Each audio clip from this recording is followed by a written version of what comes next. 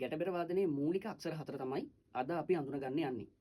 අපි බලමු මූලික අක්ෂර 4 මොකක්ද කියලා. තත්, ජිත්, තොන්, නං කියන අක්ෂර 4 තමයි ගැටබෙරේ මූලික අක්ෂර 4 විදිහට අපි සලකන්නේ. ඉතින් අපි බලමු කොහොමද මේ තත්, ජිත්, තොන්, නං කියන අක්ෂර හොඳින් වාදනය කරන්නේ කොහොමද කියලා.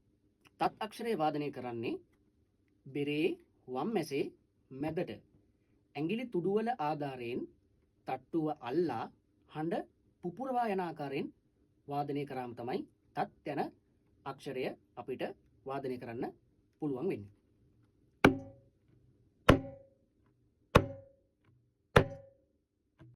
ජිත් යන අක්ෂරය අපිට වාදනය කරන්න පුළුවන් වෙන්නේ බෙරේ දකුණු ඇහේ ඉහළ කෙළවරට සුළඟිල්ල ආධාරයෙන් තට්ටුව අල්ලා වාදනය කිරීමෙන් තමයි ජිත් යන අක්ෂරය වාදනය කරන්න අපිට පුළුවන් වෙන්නේ.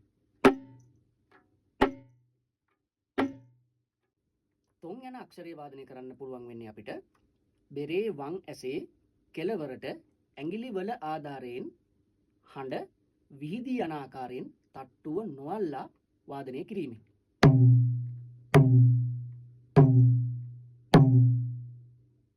නං යන අක්ෂරය අපිට වාදනය කරන්න පුළුවන් වෙන්නේ බෙරේ දකුණු ඇහේ ඉහළ කෙළවරට සුළඟිල්ල ආධාරයෙන් හඬ විහිදී යන ආකාරයෙන් තට්ටුව නොඅල්ලා වාදනය කිරීමෙන් තමයි ජින් යන අක්ෂරය වාදනය කරන්න පුළුවන් වෙන්නේ.